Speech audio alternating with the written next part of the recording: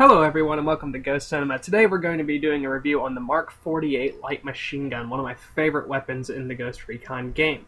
This gun is available at the start for the soldier class and is honestly a beast at any range. Its damage is comparable to that of the MSR sniper rifle. Now we're going to build this around the bipod and set this up for maximum response time. So I'm going to leave the trigger on full auto just because I don't have that many credits left to spend, but again, this weapon starts with the bipod, so we'll be able to get that much more accuracy out of it. Now, I dropped the gas rate on this because, honestly, the overgas is too much for this. It's going to make the recoil really, really heavy with a already heavy recoil weapon.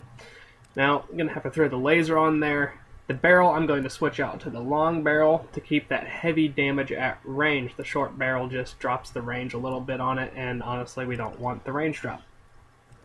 Now, the muzzle, I toyed around with the flash suppressor, but the compensator is definitely the way to go. It keeps that muzzle down.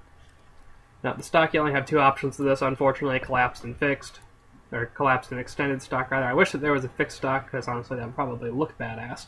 But I've never even attempted to use the collapsed stock on this, so we just keep it as the extended.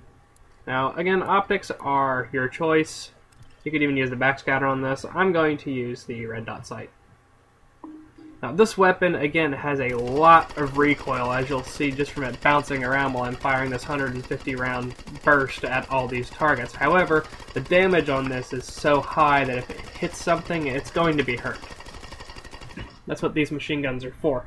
The machine guns are definitely for heavy suppression. I wish that they were used more. They're not utilized enough.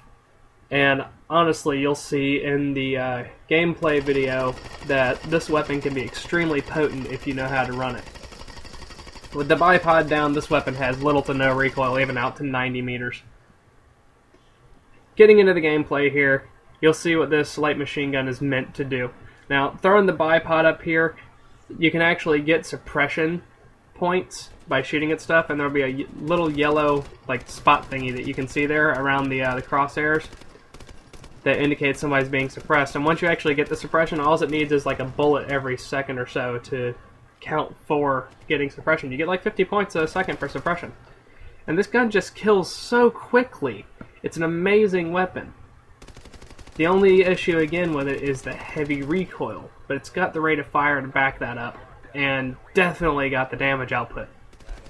I'm running this thing with armor-piercing rounds. I do run light machine guns with the incendiary ammunition, but with this one, the AP rounds just make it that much better, so at level 36, that is definitely an option. That guy looks like he's alive still, doesn't it? A good example of the power of this would be similar to using the M110 or the MSR to try and put down a target. You can do it in one shot with the M110 and the MSR if you hit him in the head. This weapon is capable of a one-hit kill to the head. Most of the weapons in this game are, but this one is definitely capable. And the close quarters damage with this is just so high. I wish I saw more people using this gun. I really do. It's an amazing weapon. Its close quarter damage is just devastating.